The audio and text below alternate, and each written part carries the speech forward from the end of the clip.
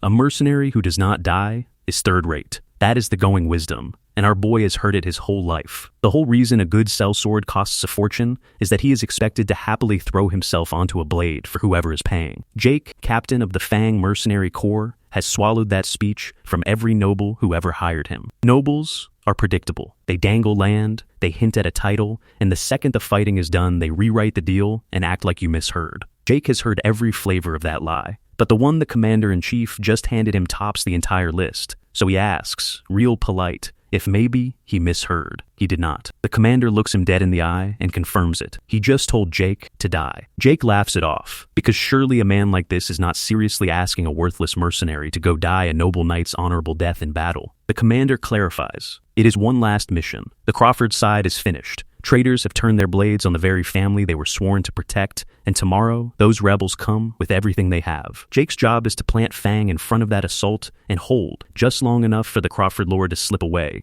or failing that, until the commander himself is dead. Payment is a red gem the size of a fist, enough to run the whole company for 3 years. And our boy just stares at it, because he sees exactly what this is. This is not a job. This is a polite invitation to be a meat shield. Even Fang can only stall an all-out assault for a few breaths, and here is the part the commander is conveniently skipping. To the rebels, Fang is not just another company. Fang is a sworn enemy they want dead more than anything, because Jake built his survival on dirty work. Picture it, Fang mercenaries lying still among the fallen, playing dead in the mud, then rising all at once to gut the enemy that strolls past them. When an enemy officer screams that they know nothing of honor, posing as dead men like that, Jake just throws it back at him. Honor, is it? He has taken the heads of several commanders. That is exactly how Fang has lived this long, and it is why the rebels are frothing to tear them apart. Far more fixated on Fang than on some fleeing lord, and that is when it clicks. The commander is counting on that hatred to pull every enemy eye onto Fang. When Jake refuses outright,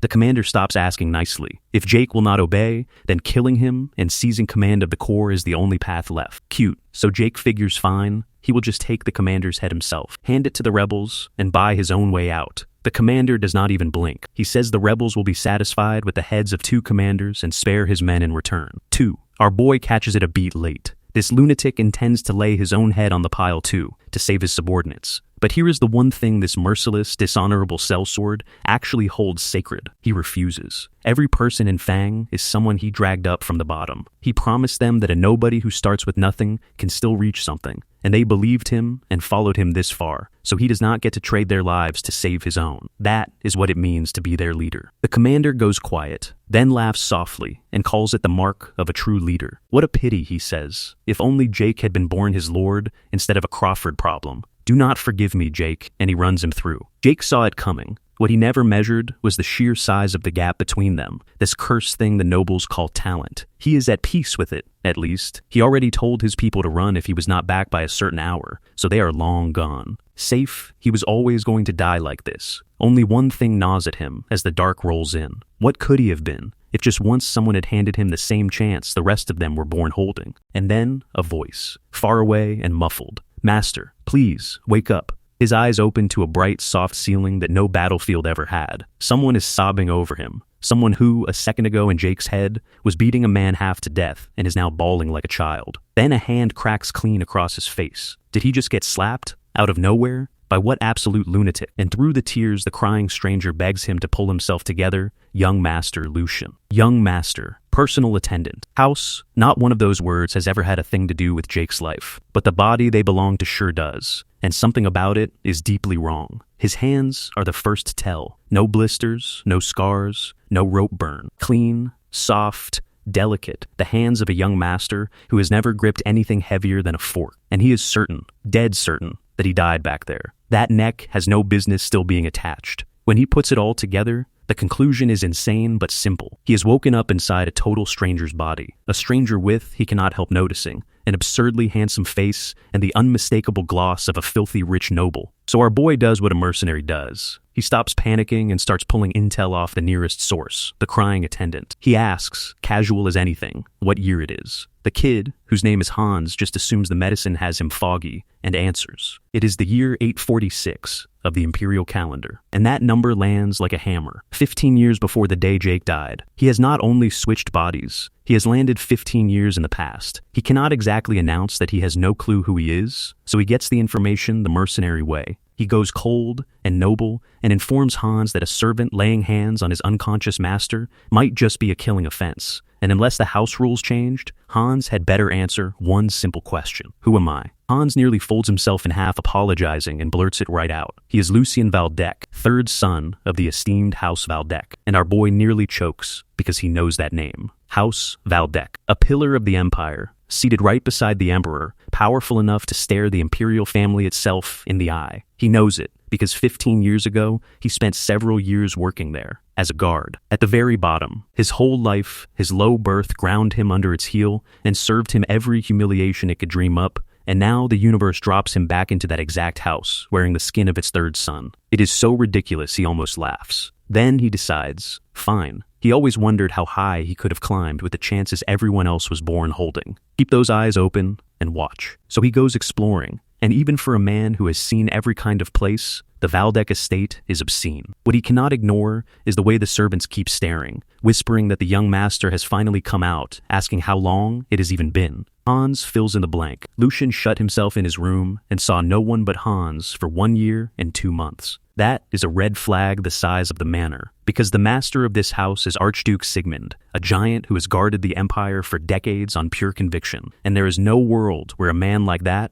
lets his own son rot away in a corner for over a year, unless something is very, very wrong. Until he knows what, our boy's plan is dead simple. Avoid the Archduke at all costs. Naturally, he immediately walks into the next worst person, head butler Edwin. Silver-haired, sharp-eyed, once brought to the manor in his youth as a hostage from an enemy house, and so gifted he ended up running the entire household as Sigmund's right hand. Exactly the sort of man who would clock street manners in a heartbeat. So Jake does the only thing he can. He imitates the single most noble person he ever met, the commander who put a sword through him, and wears that man like a mask, and it holds. Edwin seems to find nothing off, says House Valdec is strong as ever, and our boy starts edging toward the door, home free. Except Edwin is not finished. Pardon the bluntness, young master, but your return will have to wait. Archduke Sigmund wishes to see you, immediately, and there is no dodging it now, because the one man he wanted to avoid more than death itself is already waiting in his study, and he does not open with "How are you feeling?"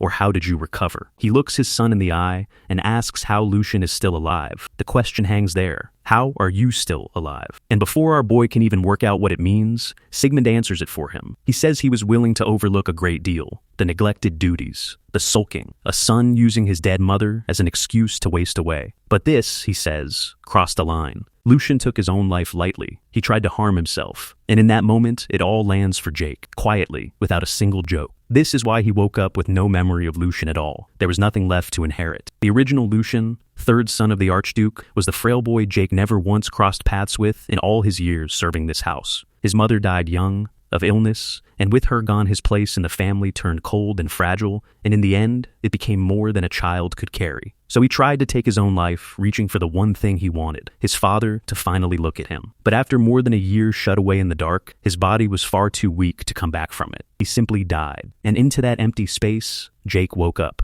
which leaves our boy standing in a study, holding the ruins of a grief that was never his, with no idea how to answer for it. But he knows this much. Sigmund is waiting for a real response, and one wrong word could end everything. So naturally, his brain sprints straight to the worst cases. Best outcome? He gets shipped off to some far-flung monastery to live out his days as a priest, sealed away from the world. Worse, he gets dragged to some brutal frozen wasteland in the north to freeze and fight beasts and rot in the cold. And our boy thinks, absolutely not. He clawed his way into a brand new life at the cost of his own neck. He is not torching his golden future over family drama that was never even his to begin with. So he plays it, and he plays it flawlessly. Since his father asked him to speak plainly, he will. He apologizes, deep and formal, for staining the honorable name of Valdec with his conduct and for causing his father such worry. And then he turns the whole thing sideways, out of the cold frame of lord and subject and into something Sigmund cannot simply swat away. He says he will stop chaining himself to the past and live earnestly for the future. And then he asks, as a son to a father, and not to an archduke, for a single word of encouragement. A child who errs and sincerely repents. A parent who embraces him. Is that not, under heaven's own law, simply what is right between a father and his son? Edwin cannot believe his ears. This lecturing, silver-tongued young man is the same Lucian who used to flinch at his own shadow. Sigmund's eyes narrow. He says the boy dares to raise his voice and lecture him about filial duty, and that one truly does see everything if one lives long enough. And on the inside, our boy is screaming one word. Worked, it worked. Because Jake knows this man. The Archduke of Valdec has no use for a cowering mouse. He respects a wild dog with the nerve to bark. Sigmund allows that the display was, at the very least, something new, and then asks the real question. What does Lucian intend to do now? The answer is simple. First, he will rebuild this ruined body. After that, he will learn the sword. Properly, Sigmund actually pauses on that one. The sword? You, of all people? Our boy privately figures that if he just eats well and sleeps well, it will sort itself out somehow. But out loud, he holds the line without a flicker, and Sigmund decides that whether it is real or pure bravado is something time will settle. Then he turns to Edwin and tells him to give the boy that again. Edwin agrees that that will do far more good than words the boy is in no state to hear right now. And our boy has no idea what that is, right up until it arrives. It turns out that is a chest of money, so obscene it barely qualifies as an allowance, and this apparently is a single month's worth. So there he stands, staring down a noble's monthly pocket change, and the mercenary brain lights all the way up. Because this is enough. Enough to completely overhaul this pitiful body. Enough to finally make that elixir. Meanwhile, across the estate, Archduke Sigmund is standing in a glass conservatory his late wife once loved, a place he has not set foot in for a very long time. Edwin reads it instantly. The master only came back here because of the change in Lucian. Say what you want about the boy falling out of favor. He is still the son of the Archduchess that Sigmund cherished, and a man like Sigmund does not throw that away lightly. He admits it out loud. The old Lucian was pathetic, eyes always darting like something hunted, whimpering like a stray dog the second anyone raised their voice. So unlike his mother that Sigmund had assumed the only thing the boy inherited from her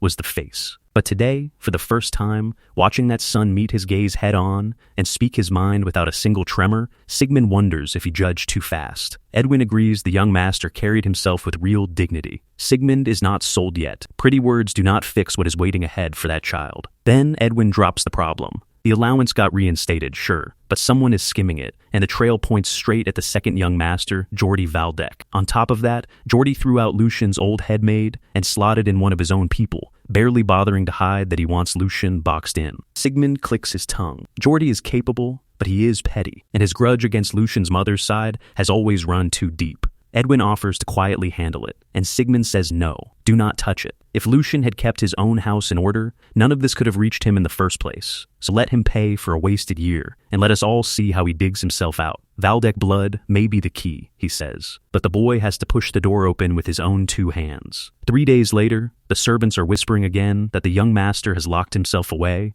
and Hans, bless him, is standing guard at the door misreading the whole thing, tearing up because he thinks Lucian is bravely carrying his wounds and pushing forward anyway. What is actually happening behind that door is a good deal less noble. Our boy is losing his mind over money, because it turns out this much is enough. Enough to build an entire body from scratch. He is a child of the Archduke, someone who never once touched alchemy tools in his life, hunched over a workbench, spending every last coin on a herb so rare it only grows under moonlight. A herb whose use nobody has even figured out yet, the moonlight herb, and he wants more of it. He tells Hans to go buy up every scrap he can find, because our boy might look like a raving lunatic right now, but he knows what is coming. 1 year from now, the price of this stuff climbs 10-fold. No, 20-fold, because he has already seen the future it feeds. In this era, a pack of alchemists bet their entire guild on the moonlight herb, swept up every bit of it across the empire on a gamble that could have ended all of them, and out of it came nectar, the drink of the gods. They got branded blasphemers for it, right up until people tasted what it did, and then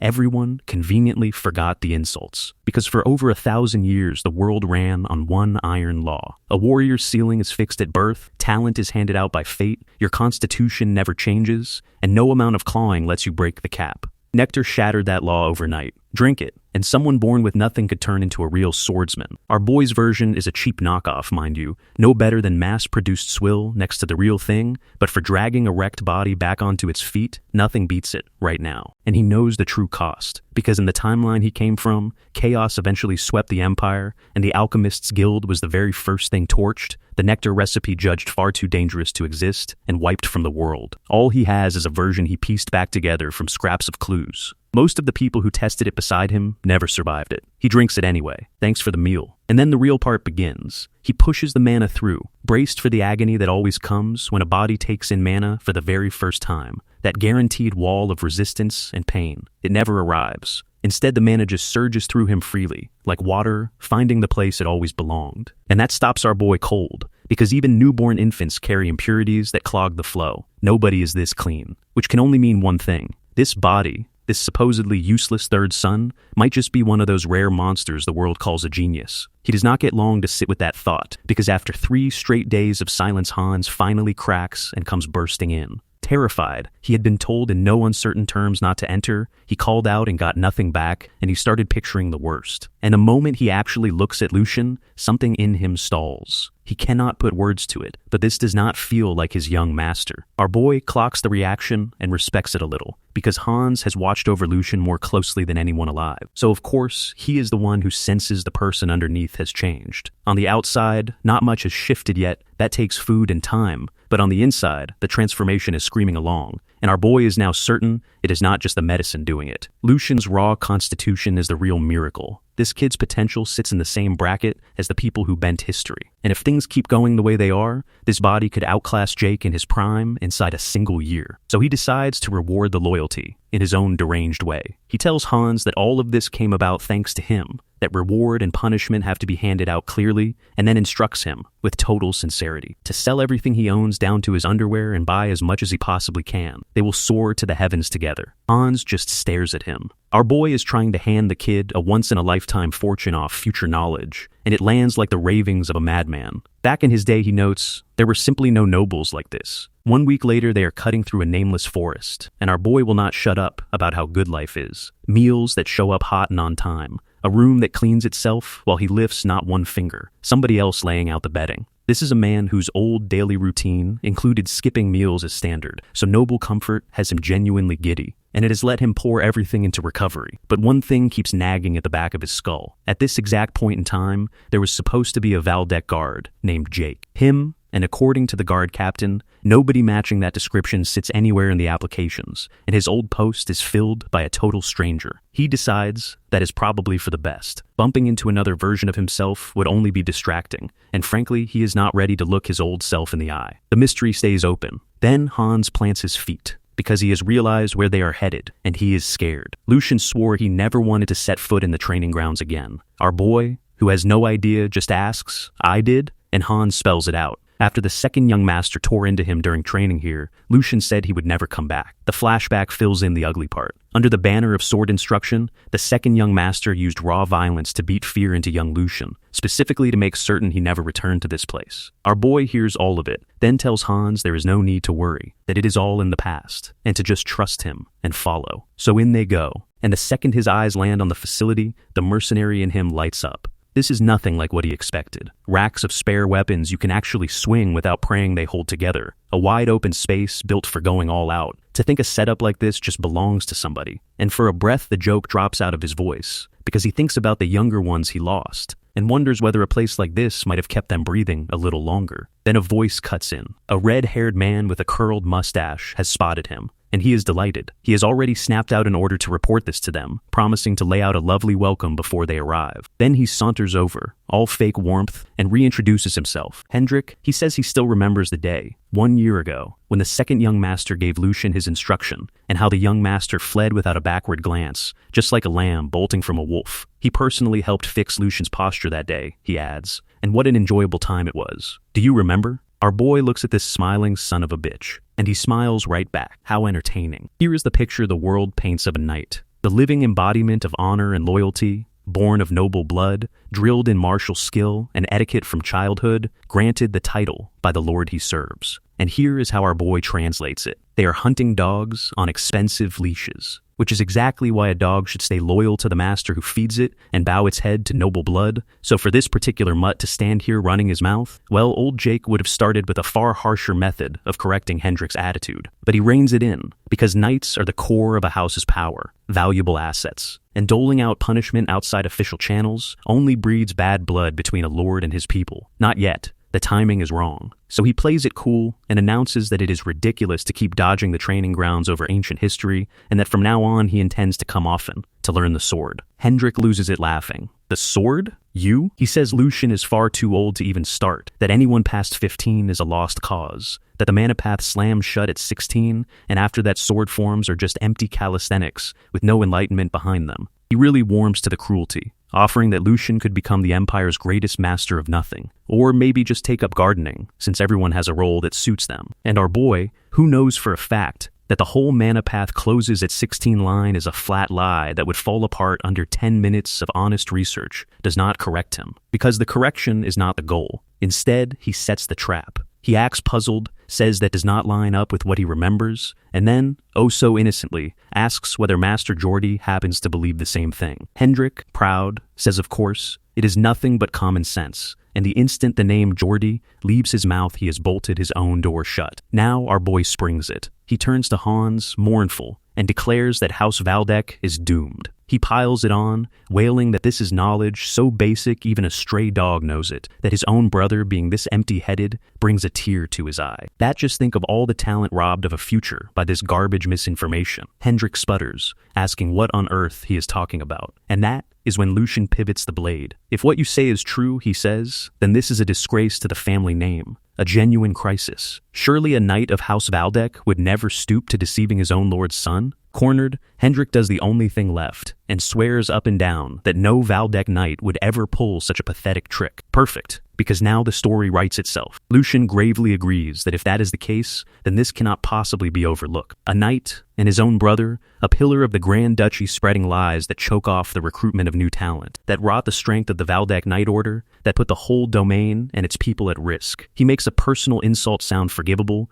and turns the misinformation into something bordering on treason. And then he lands it. He will be reporting this incident to his father and requesting formal disciplinary action. Best prepare yourself. Inside Hendrik's skull, the alarms are deafening. This is the brat who used to shake at the mere sound of his father's name. Why is he the one escalating? Since when did this little lamb grow fangs? Because right now, he does not feel like a lamb at all. He feels like a wolf. And that is the exact moment a new voice cuts across the grounds, asking what all the commotion is about. Hendrik goes white and blurts out, Lord Geordie. Our boy just thinks perfect timing, because strolling straight into the trap, right as his cornered dog flails, is the very brother who kept the old Lucian small. It's you again, Lucian Valdek. Hendrik nearly trips over himself trying to explain, and Geordie does not even let him finish. Enough, there is no need for an explanation. He says he watched the whole pathetic display with his own two eyes, that it is genuinely disappointing to see a grown knight swayed by a child not even half his age, and tells Hendrik to compose himself unless he intends to embarrass him further. And our boy just drinks in that look on Geordie's face, because he knows this man. The second young master of House Valdek, Geordie Valdek. Even back in Jake's guard days, he was infamous for a vicious streak, the picture-perfect model of a cruel nobleman.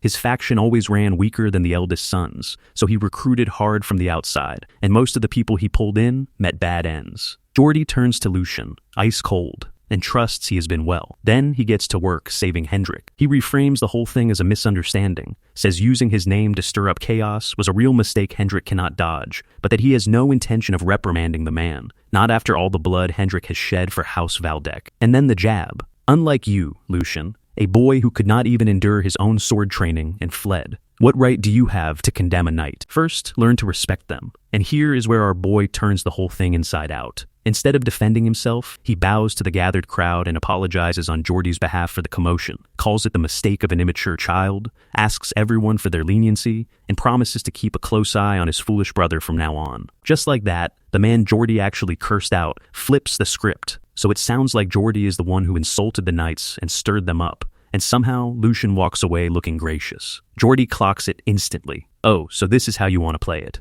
Clever little brat. But our boy is not done twisting the knife, and he does it all while smiling like a saint. He gushes that Geordie has graced him with such an invaluable lesson, cheerfully repeats the insults he threw earlier, calls his brother's head a helmet stand, a hollow skull, then declares himself ashamed to have said such things, and tells Hans they simply must record the young master's teachings. That paper will not do, they will have to inscribe them on the finest silk. In the background, Hans is basically writing, please, young master, just shut your mouth. And on the inside, Our boy is perfectly clear about what he is doing. He is using Jordy to shed the weak, cowering image of the old Lucian and carve his real presence into every mind in that yard. Then he asks, ever so politely, for permission to leave. Jordy's mask cracks. You truly have no fear at all, do you? Do you really think I will just let you walk away? He reminds Lucian that their father has been keeping a close eye on him lately, that he himself has nothing left to lose. And that Lucian, on the other hand, our boy just beams, takes that as a yes, and strolls off. I will be going now, Brother Jordy. The second they are clear, Hans falls apart. Is this really going to be okay? Jordy will never let it slide, and even if they somehow get away with it, that terrifying mustache knight is going to make Hans vanish without a trace. Our boy tells him to calm down, and he means it, because he understands the fear better than Hans could know. He has lived the other side of it, the ugly weight of watching an incompetent superior make everything worse, and then play innocent while the people under him pay for it. So he tells Hans to get up. A real knight would not do that, and he would not allow it either way. He admits Hans has been through a lot because of him, that when a master acts the fool it is always the subordinates who eat the cost, and that as his personal attendant Hans had it worst of all. Then he makes one promise. Going forward, his own foolishness will never again leave his people disrespected or afraid. So let us work well together, Hans. For a while afterward it is suspiciously quiet, and our boy knows better than to relax. Because the Jordy he remembers is not the type to swallow a public humiliation and move on. And sure enough, here it comes. Petty little tricks. He is almost delighted, because he has been waiting for this exact day. Hans is fired up right beside him, and the two of them work themselves into a righteous fury over the same crime. How dare they touch my allowance and my monthly salary? It started with the budget proposal that landed on his desk, the one that was supposed to refill his funds so he could buy more moonlight herb and the supplies he needs. That is how it should have gone. Instead, the numbers gut him. His allowance slashed by 75%, and Hans's salary cut by 30%. And our boy reads the play immediately. This is Jordy, working through the head maid he planted in Lucian's annex, and it is nastier than plain theft, because a doctored budget in his own house could be dressed up as embezzlement, and embezzlement gets you killed even in polite society. The opening Jordy wormed through is an old one. After Lucian's mother died, the budget work had been handed off to Dana, the head maid who stood by Lucian for years, and Dana is gone now, her post filled by someone new and young. Enter that someone. Jenny, all syrup and smiles, introducing herself for the first time as the newly appointed head maid replacing Lady Dana, adding with a touch too much delight that Lucian's long stretch of wandering is finally over, is it not? Hans snaps at her tone, but our boy waves him down. She is not wrong. Let the small stuff slide. There is something bigger on the table. He asks her flat out if she wrote the budget plan. She admits it without flinching, then wraps herself in it, saying she only carried out the duties handed to her, that this was work Lucian himself was supposed to be doing, and that frankly, she is a little hurt to be interrogated for simply doing her job. Our boy gives her that. Fine, that part is on Lucian, he cannot argue it. But then he closes the trap. Most of those funds, he notes, were meant to raise the pay of the workers his neglect had made suffer, a kind of compensation. Reasonable enough. So explain why Hans, his own personal attendant, got his salary cut instead of raised. Is that not a little too blatant? Jenny does not blink. Oh my. If that happened, it must have been a simple mistake. She is just so terribly overworked running the entire household. And is that not right, everyone? And the surrounding staff nervously fall in line. Yes, poor Jenny has been so busy. They will assist her better from now on. A wall of witnesses built on the spot, so our boy declines to fight on her chosen ground. Let's go back, Hans. But before he leaves, he asks her one last thing and tells her to answer carefully. Do you know who the master you are actually meant to serve is? Jenny smiles wider. As for that, she will have to ask Master Jordy and get back to him. There it is. Confirmation, straight from her own mouth, that she does not answer to Lucian at all. When part of a body rots, our boy thinks, you cut it out so the rest can live. And that is why, come nightfall, two hooded figures are standing outside a gambling den, though Hans had been under the impression they were going fishing to clear the mind. Inside, it is ugly. Men screaming at some poor soul at the table because they bet their whole month's wages on him, and now they want blood. A staffer moves to shove the two kids back out, telling them to scram while he is still being nice, and Hans mutters that this is a weirdly strict gambling den. And our boy just looks at the man blocking the door and flips his logic clean around. What are you doing? Not letting a paying customer in? There are solid reasons our boy did not just crush Jenny on the spot. For one, she is no ordinary maid. She is the daughter of the very nanny who raised Jordy from infancy, so shoving her around carelessly would only blow the problem wide open. For another, the chain of command on Lucian's side turned out to be a far bigger mess than he expected, tangled well past common sense. And last, there is no chance the Archduke does not already know all of this, which means untangling it is just another part of his test. Fine. Then he will show his father exactly how he handles it, and if he happens to make a little money along the way, all the better. Because at the gambling table, our boy is on a tear, round after round after round, until a seasoned player across from him folds with shaking hands and quits outright, and the whole room starts to panic. He cheerfully asks why quit now, when it was only getting fun, then calls out for anyone else brave enough to sit down,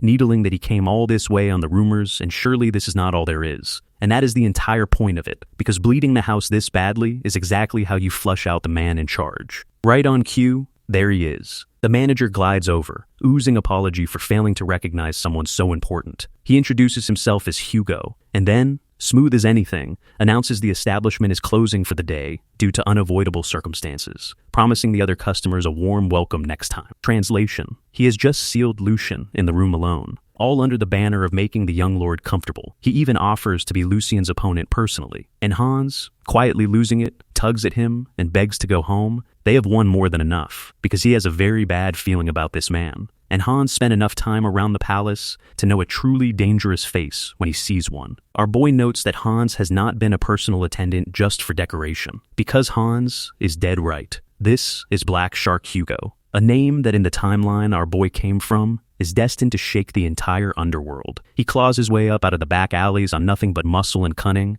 moves into gambling, smuggling, contract killing, and eventually crowns himself the king of the night, ruling the underworld across 5 territories, before using the empire's coming collapse as a ladder to declare himself a baron and rise into one of its warlords. Right now, he is still a rookie, but a very, very dangerous one. And today, our boy thinks, I came here to catch you. Hugo proposes a simple card game and, generously, sets no upper limit on the betting, because heaven forbid the young lord get bored. Our boy lights up, crowing that this is exactly what he wanted, that he has finally found someone who gets him. Hugo bows and calls it an honor, while on the inside he is already carving up the meal. A spoiled brat, leaning on his family name, too dumb to realize the words they just traded are his own death warrant, the type who only sinks deeper the more he loses. Hugo fully intends to devour him down to the bone, except our boy stops the game before it even starts. Oh, where is his head today? Just one question first, if that is all right. He says he has actually taken a real liking to Hugo, that you can read a leader by how his men carry themselves, and that running an operation this size outside the law is no small feat. That if Hugo had ever truly crossed the line,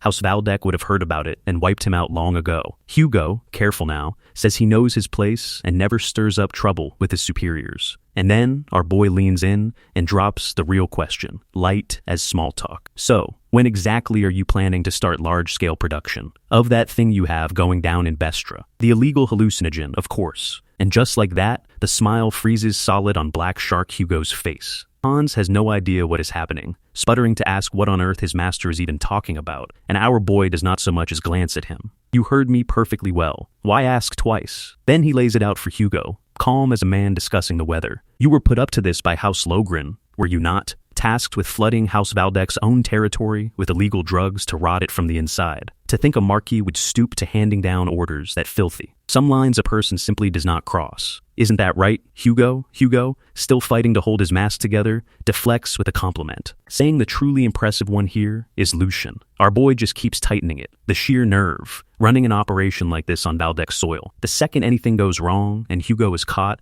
every last soul tied to House Valdek will fall on him and tear him apart. Every one of them, no exceptions. And on the inside, Hugo is unraveling, because a plan where failure means death has just been laid bare in front of the single worst person alive to hear it. What Hugo cannot know is where the certainty comes from. In the timeline our boy remembers, this whole drug affair did not surface for another 2 years. The Archduke eventually caught word that narcotics were spreading through his lands, raided the base of the operation, and found it empty because Hugo had already slipped out of the city. Getting burned by that back then, our boy thinks, is paying off beautifully now. Hugo makes one last lunge at denial, playing the wounded small timer. How could a nobody scraping together pocket change at a little shop be mixed up in drugs? Surely some jealous rival cooked up these vicious rumors. And if the young master would only give him the chance, he will hunt down the source with his own 2 hands. Our boy lets him finish, then sinks the hook. Baseless rumors is it. Then the rice mill Hugo quietly bankrolls is just an honest little shop. And the underground passage running from it out past the castle walls, that is nothing but a sewer drain. He asks one final time, What stage is the operation at right now? And Hugo's stomach drops. Because if this boy knows about the front business and the secret tunnel both, then there is not a single excuse left worth trying. So Hugo's mind goes to the ugliest option. A pampered noble brat, no bodyguards in sight, one clean strike and it is finished. Should he just kill him? And right into that thought, our boy speaks, mild as ever. Before you do anything, understand that the thing you are wagering in this game is your own life. A man in your position really ought to be careful. And that snaps Hugo back hard. Because laying a hand on a son of House Valdek is nothing but an elaborate way to beg for death. He has to live, whatever it takes. So the black shark folds completely. Please, spare me. You must have a reason for seeking me out yourself, or my head would already be gone from my shoulders. I will be your dog. Tell me to bark, and I bark. Tell me to crawl, and I crawl. Only spare me, young master. And our boy hums, allowing that keeping a dog around would not be the worst thing. He admits he could use a lackey to order about. But then he tilts his head, because honestly, is that not a little boring? Hugo does not strike him as a man who could ever be content as somebody's hunting dog. So he looks the black shark dead in the eye and asks a very different question. How would you like to try being a knight? And something in Hugo goes very still. A knight. It was once a dream he wanted so badly it ached, but he gave it up. Because year by year, the truth only got clearer. No matter how sharp he honed himself, no matter how many times he threw his life on the line for a master, in the end, he was never more than a convenient tool for nobles. And nothing could scrub away the low birth he came into the world with. To be a knight, he thinks, he would sell his very soul. Voice barely steady, he asks if he truly could. And our boy swears it on the honor of House Valdek. If Hugo can one day earn honor and integrity he has no reason to be ashamed of, then something as trivial as birth will not stand in his way. Hugo, will you live as a man instead of a tool? A few days later, our boy is standing before his household staff, introducing a new face. A talented man hired from the outside, he says, and tells him to introduce himself. The black shark of the underworld bows his head like a model retainer. My name is Hugo. From today, I serve the young master. I look forward to working with you all. That polite introduction lasts about as long as it takes for our boy to actually need something done, because the household staff have no intention of taking orders from Lucian's side. When pressed, they wring their hands and insist they cannot get themselves scolded like last time, that they have no choice but to run everything past the busy head maid first. A senior manservant steps up as their spokesman, all oily reason. Surely the young master is aware that Lord Geordie takes a special interest in the head maid, so really, what power do people like them have? The others chime in behind him, begging for understanding, whining that there is no need to go stirring up trouble when all they want is to keep living quietly, the same as always. Hugo watches this display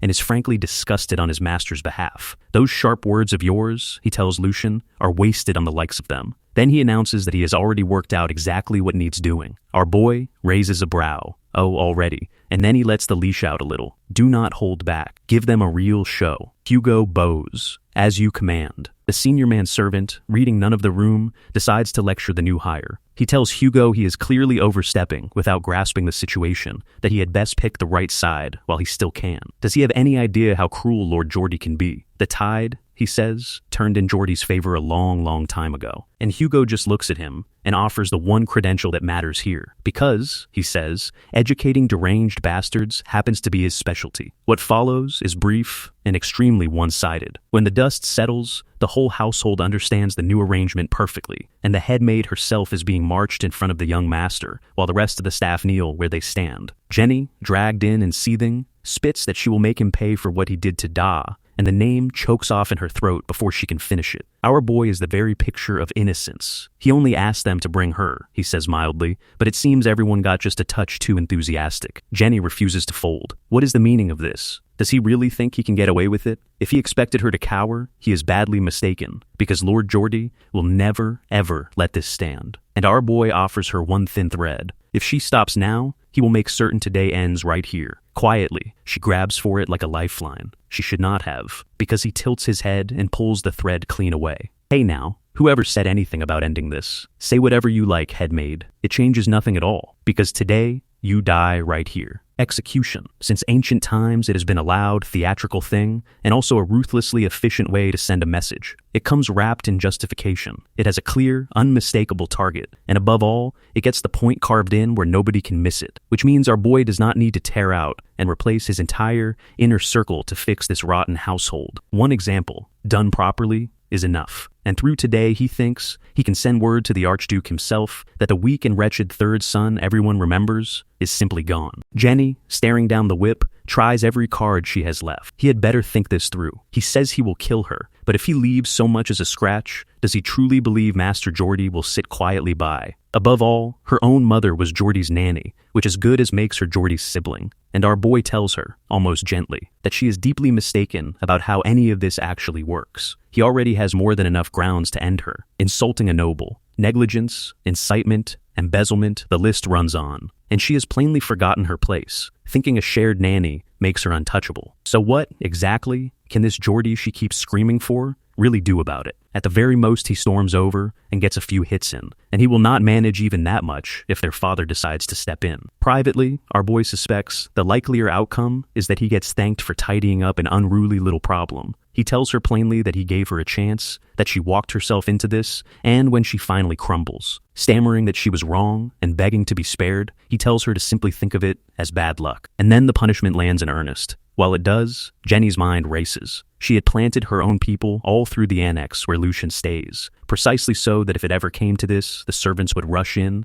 and stop him. The fact that not one of them lifted a finger, that things got this far regardless, can only mean one thing. He has already taken the entire staff out from under her. Elsewhere, Geordie is being talked down by his own retainers, who insist the report must be mistaken, that he should calm himself, that given the boy's spineless nature, it makes no sense he would ever harm anyone. That Lucian is more terrified of Geordie than of anything on earth. Geordie mutters that yes, something does feel off, right up until he throws open the door and sees it with his own eyes. His little brother, the black shark at his shoulder, and Jenny, bloodied, held fast. Our boy does not even hurry. Hugo, he says, pull her back up. Yes, young master. Geordie erupts, barking at two of his men, Oliver and Jerte, to bring Jenny to him this instant, and they snap to obey. And then our boy sets the real terms. Hugo, if anyone comes within 3 steps of us, open the head maid's throat. I will take full responsibility. He will not let her leave this room alive under any circumstance, so everyone can rest easy on that count. Jenny wails for Geordie. Geordie roars at Hugo to put the dagger down,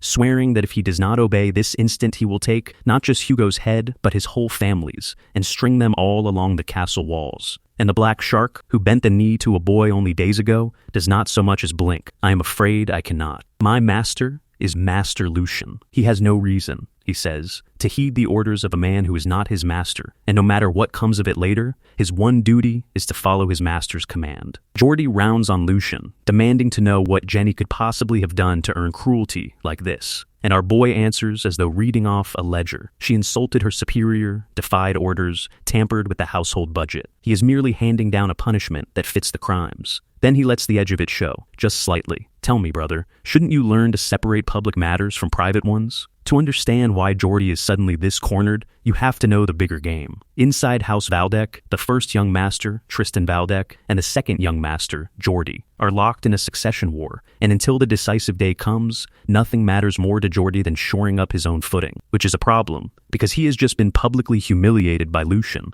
and it cost him, forcing him to cast aside his close knight Sir Hendrik to cut his losses. So, if he now fails to protect Jenny too, a woman who serves as his own hands and feet, it becomes the exact kind of moment where distrust starts to spread and cracks open among the people who follow him, which is why, jaw tight, he finally caves. You win. Let her go. Somewhere off to the side, Hans nearly leaps out of his skin. But our boy is not in a winning mood. He is in a collecting mood. That is not even funny, he says. Geordie means to wipe the whole thing away with a single word after ransacking someone else's precious livelihood? Is his tongue plated in gold? Nobles, honestly. And then he twists the knife, smiling. Win? What is his dear brother even talking about? He merely carried out his duties as the third young master. Embezzlement is a crime no one walks away from, whatever their rank. And if they simply buried this and moved on, well, what on earth would everyone think? Since his respected brother asks so earnestly, he would truly love to let the matter drop. But sadly, he lacks the justification. Geordie grinds out for him to stop talking in circles and just say it. What does he want?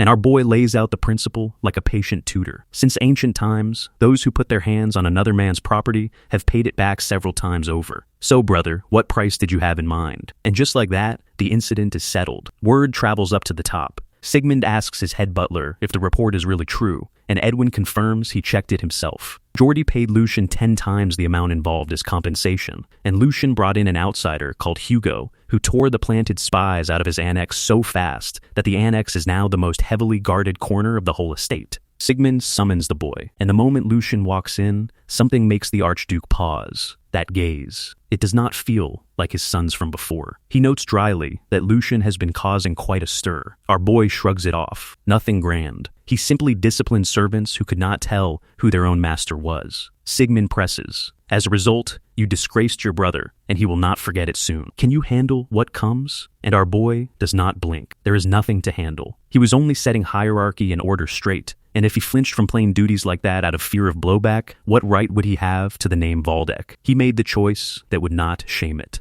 Then, Sigmund says something that stops him cold. If Jordy keeps picking fights, Lucian is free to hit back. However, if it ever escalates far enough to harm the family, Sigmund will side with Jordy, right or wrong. Our boy actually falters. Pardon? Father? What do you mean? Sigmund only asks why he looks so surprised. Jordy may be hasty, but his years of contribution to the family are real. Unlike a certain someone who spent a whole year rotting in a room, for the head of a house to back the one who has actually contributed is simple, natural logic, is it not? So build your strength, become an asset to this family. And our boy reads it for exactly what it is. Stripped of the polish, that is a father, telling him to climb over his own brother and rise. He is stoking the sense of crisis on purpose to drive him forward, and the fact that he is stating it this bluntly means the succession is about to be locked in, so he wants Lucian to move now, before the window shuts. Are all fathers this much of a handful? Still, since the old man is fretting over his son this hard, our boy figures he may as well throw him a bone. By the way, father, what if he told him he had already prepared a move? A very big one.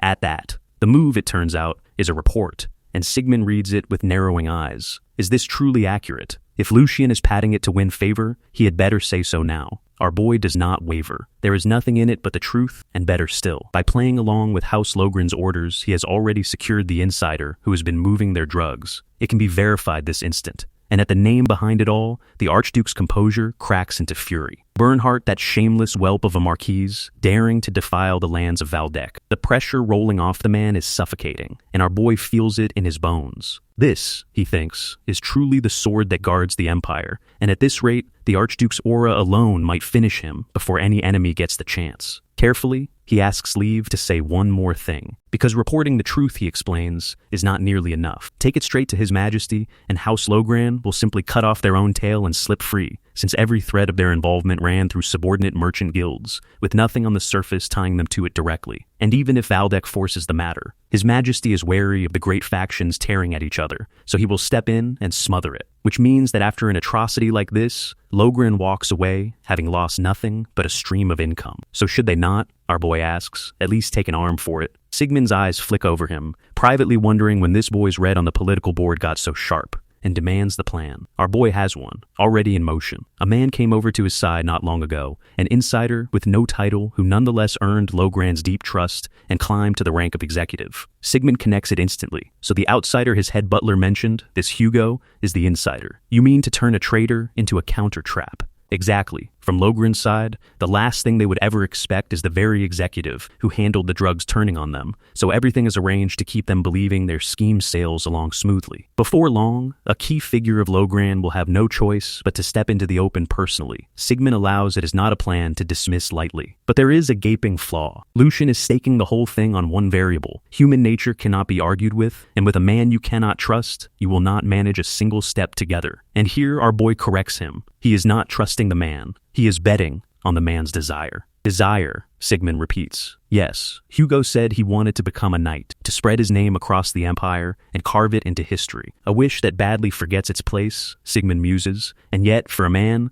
a dream he can crave to the point of madness. Our boy says simply that he will believe in that dream, the same way, though he does not say it aloud, he once did in a life before this one. A sentimental reason, Sigmund says. And if Hugo ruins everything, our boy does not flinch. Then he takes the fall himself, no dodging it. His man's mistake is his own to answer for, and he will pay it even if it costs him his neck. Sigmund studies him a long moment. Then, once your body recovers, come out to the training grounds. He will teach the boy the Lionheart sword, because from this moment, Lucian is also a candidate for the next head of House Valdek. Later, in Kelheim, the very heart of House Valdek, Edwin stands before his master, ashamed such a thing could happen under his watch. Sigmund waves it off. He himself put Edwin on the border troubles, and he knows that work alone is barely leaving the old butler standing. Edwin presses on, that the third son uncovered it at all was pure luck, because Bernhardt poured everything into burying the plot. His real aim was never money or influence. It was to stain the Archduke's honor, most likely to be dredged up later as leverage in some game played before his majesty. How, Edwin wonders, can a marquis be so blinded by his own safety when he knows exactly what state the empire is in? And more to the point, what kind of man is this Hugo who has fastened himself to the boy? On the surface, just a thug running a gambling den. In truth, the boss of a fledgling outfit the underworld itself marveled at, and hardly the sort to bow and serve under anyone. Growth, Sigmund echoes, because a man who clawed to the top of the underworld would have been trampled to death long ago if he ran on nothing but pretty words about dreams. Which means Hugo looked at Lucian and saw a lord worth staking his life on. It is earlier than planned, Sigmund decides, but the boy has proven himself, so tomorrow he begins teaching him the family's secret techniques. And for a sword master, he will ask Sir Eisen, drawing the man out of his twilight seclusion for what will surely turn out to be a meaningful time for them both. The news itself is almost too much for Hans, who keeps sputtering to ask if it is really true, if his master is absolutely not joking. Our boy sighs and asks how many times he has to say yes. Hans wheels on the other man in the room for backup. Hugo, do something about this kid. Hugo, ever composed, tells him to please calm down, senior. Given the young master's qualities, is this rise not the most natural thing in the world? And considering the road he is going to walk, it will not do for the senior who serves as his right-hand man to come apart like this. Hans freezes. Right-hand man. Him? Then he melts into flustered modesty, insisting, oh come now. What right-hand man? Sure, he has served the longest, but he is lacking in 100 ways. And how could he ever compare to a talent like Hugo? Humble as ever, Hugo says warmly, truly as expected of Senior Hans. Hans wobbles right back. Why do you keep doing that, my dear left-hand man, Junior Hugo? And our boy watches the two of them and thinks experienced hires really are built different. Then he sets Hans straight, gently. What Hugo said is not wrong, and telling only the two of them before the house makes any announcement follows the same simple logic, because our boy has taken their measure. Hans is timid, and that frailty could become a weakness, but the boy genuinely loves Lucian and has the quiet grit to plant himself at his side even when everything turns against them. And given room to grow into someone who can run internal affairs, he will outvalue any retainer in the house. And Hugo's ability is beyond doubt. All that is left is to open the road for the Black Shark to become a knight, because only then does our boy draw out the man's full strength, and only then does Hugo become a true sword at his side. This is the time for quality over quantity. One by one, built up properly, things are about to get very busy, because the road ahead is not one he can walk alone, and it can only be finished together with them. Hugo vows he will not disappoint him. Hans, eyes shining, swears they will handle it. Just leave it to us, young master. And that sends our boy back into a life before this one, when he combed every corner of the continent hunting a single thing: sword forms. The distilled essence of the ancestors' martial arts, the thing said to lift a man's swordsmanship into another realm, and higher still above those, the advanced sword forms. But after suffering like a dog for it, what he actually got his hands on was none of that. Not the advanced forms he ached for, not even the intermediate ones reserved for knight captains, but a stripped-down version handed to apprentice knights. Because even a sword form was beyond reach for a man without noble blood, and for a low-born mercenary just to learn one was luck close to divine. And still, men who were no match for him would learn higher forms and crush him with them, and every time he failed to shield his squad because of that gap, the hunger gnawed him raw. To a man like that, an impossible chance has come, passed down only to House Valdek's candidate for successor and their closest aides. An ancient form that towers over even the advanced ones, the Lionheart sword, laid open for him to learn. Our boy is so wound up he is pacing the grounds before dawn, marveling at how staggering this swordsmanship must be, half embarrassed to be this tense before the lesson has even started. Best to steady his mind first. In his old life, there was no system to any of it, just techniques stolen and scraps scraped together. Never once a person he could call master. Living a second life, he thinks, really is something, and he is being watched. A considerable stretch of time has passed, and old observer notes, and the boy has not wavered so much as a hair. Was there some trigger? Not a trace of his weak former self remains. Sigmund asks the man directly, Sir Eisen, would you become Lucian's swordsmanship teacher? And the old swordsman, who admits he had thought there was no hope here, says that on a second look there are things worth noting after all, and that it should make a fine diversion besides. When it is offered that if His Grace speaks so highly the boy's talent must be extraordinary, the old man shakes his head. Talent is not what struck him. It was the boy's mindset. You will understand, he says, once you see it for yourself. Sword Saint Eisenbreitner. Sword Saint. A superhuman who is awakened by reaching the very limits of circulation, and a supreme title handed to the one who reached the absolute pinnacle of sword forms. A figure so rare that the Empire's long history has produced only a handful, a being who stands like a god in the eyes of every swordsman. And that living legend is standing right in front of our boy, which is the exact moment his easy smile freezes on his face. No way, not him. The old man introduces himself like it is nothing. It has been years since he last saw the third young master, back at his Grace's birthday, and starting today, he will be the one teaching him. His name is Eisenbreitner, and on the inside, our boy is quietly strangling Hans, because the kid did drop a hint this morning that his tutor would be some knight who has served House Valdek since the previous generation. How, in the name of everything, do you leave out the part where that knight is the Sword Saint? Out loud, of course, he is all grace. It is an honor to receive teachings from the Sword Saint himself. Eisen waves it off, calling himself a man hidden behind a title he never earned. Nothing more than an old man. But our boy is not having that. The third young master is a successor candidate, he points out, so how can a man like Eisen bow his head so easily? He cannot lower the standing of the family, true, but neglecting proper respect is another matter entirely. Set the master and servant business aside, he says, and Eisen is simply a man worthy of respect. The old swordsman studies him a moment, then tells him to do as he feels comfortable, and says they will begin at once. And the first lesson is, of all things, a jog. Eisen asks if the young master would care to run some laps around the outdoor grounds. Lucian is already halfway to a sprint when the old man stops him. Wait, does he not want to know why he is running, or for how long, or what the point of any of it is? Does he truly have no questions? And our boy gives the answer of a man who has been on the other side of this 100 times. He is curious, sure, but surely the order was given because it is necessary, and surely there is a reason Eisen did not bother to explain it. A student receiving instruction simply follows his master's word. Eisen goes quiet, and inside he notes that this one's eyes are nothing like the other young masters, that this child carries a pure, uncomplicated hunger for the sword, and that he is beginning to understand exactly what his grace meant. What our boy does not say aloud is that he followed the order without a peep because he already guessed the real game. This run is a measuring stick for his worth as a disciple, a quiet gauge of his potential. He ran the same trick himself back in his mercenary captain days, handing a rookie some trivial-looking chore and reading the whole man off nothing but his reaction to it. He has already shown the right mindset with the right answer, so only one thing is left to prove: tenacity. So he decides, fine, he will run until he drops. 1 hour later, he has not dropped. He has not come close.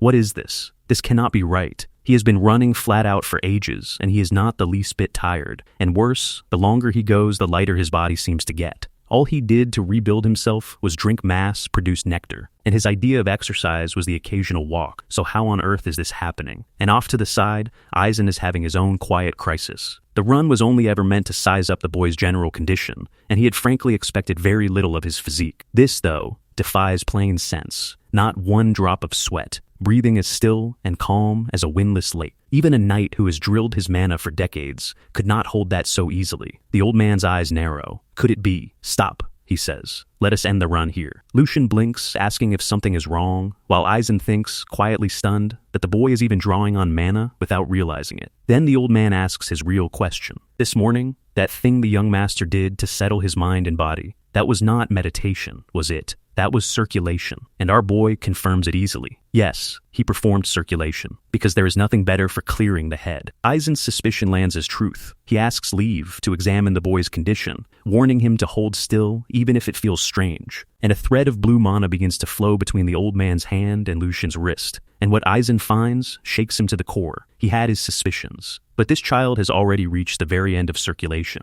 the same place Eisen himself stands. No, not the same place at all. Because for this boy, that end is not the end. It is somewhere beyond the realm the Sword Saint ever reached. This child is opening an entirely new path, and Eisen puts words to what his own hand just told him. The boy's interior has taken a shape built to squeeze mana efficiency to its absolute ceiling, wound tight and turning clean, just like a water wheel. It is a stage only the tiniest handful of martial artists ever reach after grinding at it their entire lives. Our boy answers the unspoken question plainly. It has been about a month since he began circulation, and every last one of his mana paths was wide open from the very start. He had heard circulation was supposed to come with pain and blockages, and yet he felt none of it, not once. And inside, Aizen reels. This boy is leaving his every expectation in the dust, when even the Sword Saint himself only reached this ground after decades of stubborn persistence. Perhaps, the old man thinks, the ancient swordsman said to cleave mountains and split seas were not stories after all, but simple fact. Then Aizen says something that stops the training cold. He wishes to speak, he says, even at the risk of grave disrespect. Would the third son be willing to give up his position as a successor of House Valdek? Our boy nearly chokes. Sir Aizen, what is he saying? Give up the successor position? The old man lays out his reasoning. Lucian can already wring mana and body to their very limit, and beyond that, he holds the potential to see further still. So if he turns his whole self toward the sword, then becoming the next Sword Saint would be no trouble at all. And for a heartbeat, our boy actually wavers, because through the sheer fortune of learning the Lionheart sword, he thought he had found the road to the very stage he ached for his whole past life. And now here is a chance to look past even that, all the way to the pinnacle of the sword. But there is a catch, and Aizen names it. Sadly, he cannot have the boy easily. Our boy reads it at once. The reason he is being asked to choose one path or the other is that he cannot walk both the successor's road and the Sword Saints at once. Exactly so, the old man says. To be precise, it is because he simply does not have the years left. Circulation lets him move like this even at nearly 100, but he can no longer pretend his body is not slowly failing him. And to pour everything he knows into the boy before the end would be a punishing race against time, even if the third son gave the sword his undivided life. And privately, our boy does the grim math, because if his memory holds, the Sword Saint dies in 8 years. The old man is not wrong. There truly is not much time. In an ideal world, he would take this offer in a heartbeat and give himself wholly to the blade. However, the turbulent years bearing down on this world cannot be survived by martial power alone. The ones who lived through that chaos, every last one of them, were the ones who held legitimacy. This is the moment he has longed for more than almost anything, and still. I apologize, Sir Aizen. He wishes to remain a Valdek to the very end. It is an offer far beyond his station, and he is sorry he cannot take it. And the old man only lowers his head, saying the shame is his for placing the third son in such a hard position. Inside, Aizen chides himself. What was he doing with his youth that he has turned this greedy in his old age? The truth of it is quieter and sadder than that. Through this boy, he simply wanted to leave something of his own behind in the world. Elsewhere, out on the riding grounds, that quiet mentorship has an ugly echo. What so those absurd rumors were actually true, that the moron got himself named a new successor candidate. This is House Valdek's fourth son, Joshua Valdek, and his attendant confirms every word of it, that the Archduke has folded the third son into the line of succession and set him to train under Sir Aizen himself. Joshua seethes. The man is a stumbling block from beginning to end. It is already grueling enough carving out a support base while being shoved around by his two older brothers, and now the neutral factions have yet another name to weigh. Would it truly have killed Lucian to just stay rotting in the corner of his room? His attendant nervously begs him to mind his words, and Joshua snaps. Mind his words. How is he supposed to stay calm when the talent he scraped together might start drifting away, when it already makes his blood boil to call Lucian, a boy only a few months older than him? Brother, he cannot just sit still like this. There has to be a way. And then he finds one. Butler, he says, since Lucian has taken up the sword, he will be needing a sparring partner before long, will he not? Prepare 2 sharp swords, not wooden practice blades. Live steel, the kind meant for real killing, because Joshua intends to teach his dear new brother one very simple lesson, that nothing at all has changed. But our boy is not ready to let the legacy question drop, because a thought has caught him. What if there were another candidate? It might take real time to track them down, but someone who would more than repay that lost time. Someone capable of carrying the mark of Sword Saint Aizen for hundreds of years to come. The old man's heart goes heavy, and he says he seems to have laid an unintended burden on the third young master, that he is grateful for the thought alone. And inside, our boy figures it must have sounded like nonsense, because swordsmen of towering renown fail to catch this man's eye, so of course a novice who only just picked up a blade offering to go fetch him a disciple would land as a joke. However, if this body, Lucian, is a heaven-sent vessel the Sword Saint himself acknowledged, then somewhere out there is a person born with a heaven-sent talent for the sword to match it. A man who, despite a humble constitution and nothing but degraded, stripped-down sword forms to his name, became the very embodiment of the blade and swept whole battlefields on raw talent alone. The sword demon. Felix, for now though, there is a lesson to survive. Before teaching a single sword form, Aizen says, he will first measure exactly how far the boy has come. Against the wooden dummy, vertical, horizontal, then diagonal cuts, in that order,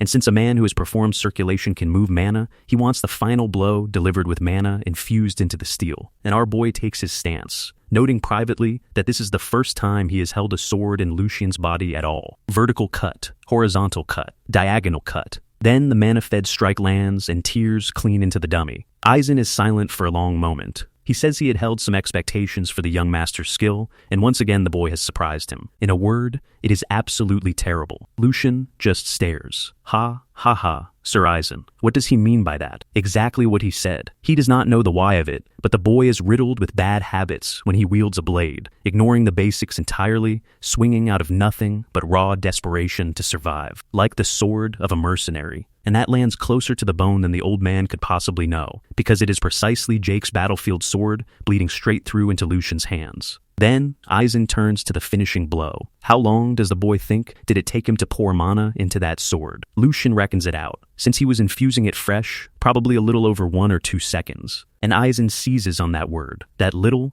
tossed off so lightly. He had better start by understanding the sheer weight of that sliver of time, because an enemy will never once treat that instant as small. And our boy does not even register the movement until cold steel is resting against his own throat. Just like that. A man who had not been holding a blade a breath ago could have taken his head before he ever knew to flinch. The lesson needs no words after that. Even a body gifted by the heavens, Aizen tells him, is not all-powerful. Raw physical strength alone will never bring down a skilled mana user. And when the body cannot properly carry the mana, the result is wasted power, open gaps, and in the end, an invitation to disaster. To draw out the true power of the sword, the inner and the outer strength, which look for all the world like 2 separate things, have to merge into a single unbroken flow. True might, the old man says, is born only from that harmony. And then he names the road ahead plainly. This, third young master, is the path of the sword he must walk from here on. A few days later, the lessons have turned brutal, and Aizen is teaching straight through the sparring itself. The flow of mana, he says,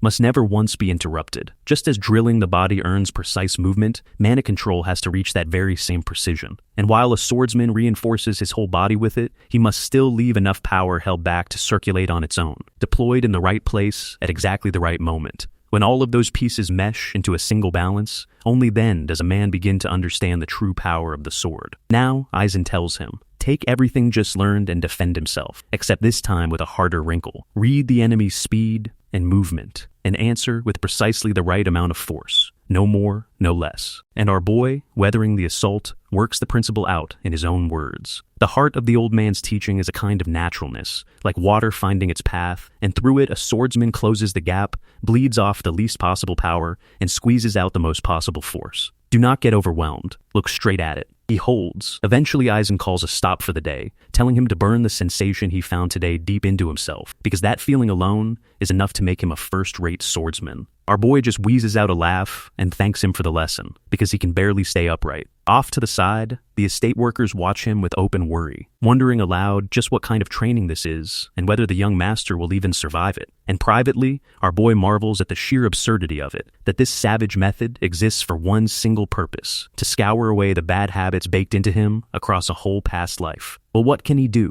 if this is genuinely what it takes to fix them? And the maddening part is that it works. He is picking it up fast. And the more he watches the old man, the more his awe grows, because Aizen builds crisis after crisis pitched exactly to his current level and coaxes the correct reaction out of him with pinpoint instruction, which sounds simple and is anything but. None of it would be possible unless the man could see clean through the precise state of his body. He is doing nothing but handing himself over to the teaching, and even so, he can feel the growth in his own skin. And that cracks something open in him. All his life, and the one before it, he believed the only road to a higher realm ran through the secrets of superior sword forms. He never once stopped to think hard about balance, about reserve power, about flow, the way he is being forced to now, even though the thing that mattered most was sitting inside him the entire time. If he had known these teachings back in his first life, he wonders how much closer could his sword have carried him to that man. And out of the memory surfaces a single command, cold and final. Die for me. The words of the one who ran him through. Wouldn't the two of them, he thinks, have at least traded a few real blows? He hums to himself. It feels almost shameful to leave the day off on a note like this. Could there be a perfect opponent out there somewhere? And right on cue, the universe answers. Hold on. is that? A polished voice rings out across the grounds. Have you been well all this time, master? Your disciple Joshua greets you. Aizen turns, unhurried. Welcome, fourth young master. And to what does he owe so unexpected a visit? He is in the middle of training the third young master, so if the boy has words for an old man, best to come back later. But Joshua says there is no need for that at all. Then, Aizen asks slowly, the reason he sought this place out is... Yes, exactly, Joshua says, all smiles. Since dear brother has finally thrown open his closed doors and thrown himself into training, he, as the younger brother who took up the sword first, simply wanted to help with that training. So what does brother Lucian say? And our boy looks at him and thinks, wow, a perfect opponent just strolled right through the door. Aizen is not smiling. Fourth young master, he asks, what exactly is the meaning of this? Joshua spreads his hands, all innocence. Help with the third young master's training, of course. Is there not a whole method where two partners spar to test the practical use of mana control? He would simply like to be that partner. As the master well knows, the times being what they are, he has had so little chance to spend real time with his brothers, and if not for a moment like this, such a chance almost never comes. That is why he risked the rudeness of barging in.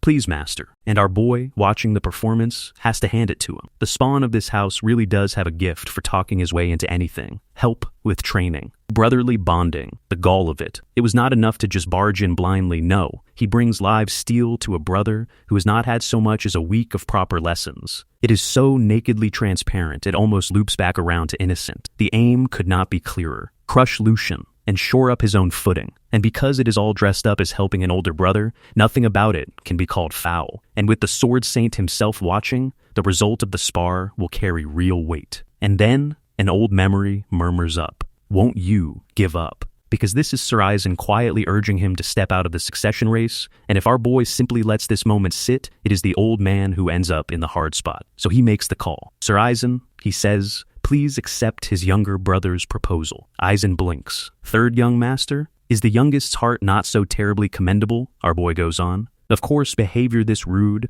and a mind convinced that flimsy stubbornness will actually win the day, is not something a big brother can simply let slide. So he will personally educate his immature little brother. Today will be the very last day anyone indulges his childishness, and he should stop dragging Sir Aizen into a difficult position. The old man reads it exactly. He plainly knows the fourth young master's true intentions, and he means to walk straight through them head on, which means, in the end, a little blood is unavoidable. Very well. If both of them wish it, he will permit it, but this will be the last spar of its kind, and he will halt it the instant he judges it turning dangerous. Both boys promise to keep it in mind. Let us have a wonderful spar, Joshua says. Haha, sounds good, brother, and Aizen sets the terms. This is not a contest to wound one another, only a spar to confirm what has been learned. As it is the third young master's very first, he enters it as a student, while the fourth young master, as the one who held a sword first, carries the responsibility of the senior. Both are to have a bout that shames the name of House Valdek in no way, and drawing their blades will signal the start. Behind that polite face, Joshua is boiling. Lucian Valdek. Since when did he play the big brother, capping off every sentence with youngest, born a scant few months earlier, and already insufferable with it? Fine. Let us see if he can keep that mouth running by the time this is over. Blood counts for nothing in their hierarchy, and today Lucian learns exactly who stands above him. And our boy, catching that look, thinks only, what a vicious little face. He would not wear an expression like that for a sworn mortal enemy. Anyway, that cool, heavy weight settling into his hand. It has been 2 whole months. Back in the old days, he would have reached for every filthy trick he knew to win this, but today he steps in as the third young master, and if he lets slip a single sword form from his past life, Sir Aizen will catch it in a heartbeat. So, the boy may be sly and sharp, but he is still a child who does not know the first thing about the world. He is family now, a little brother, so within reason. Then Joshua opens his mouth. Does it finally feel real, now that there is an actual blade in his hand? He should not fret too much. Terrible accidents do tend to happen in live steel spars, sure, but only when the two sides are anywhere near matched. So really, if Lucian is frightened, he would be happy to swap in a wooden sword. And our boy thinks, right, that would be for the best. He hereby takes back everything he said about within reason. If the boy would rather not get hurt, that is. Because for a little brother this disobedient, there is only one cure, and it is a thorough beating. Youngest, Joshua bares his teeth. He will make Lucian regret every one of those words. And our boy allows that schooling him under all these restrictions will not be easy, because Joshua has trained under the Sword Saint too, and his fundamentals and footwork are nothing to wave off. And worse, most of Lucian's own mana is already spent from the earlier bout with Aizen. Still, the boy's inexperience is a wall he cannot climb, because only a green kid falls for a provocation this cheap this fast. So, folding in everything Aizen drilled into him, the concentration of power, the control of mana, our boy decides he will seize the boy's split second hole. Grit your teeth and block, he says, or you will bite clean through your tongue. And the whole world narrows to the space between two blades. Thank you for watching, and please like and subscribe for part 2.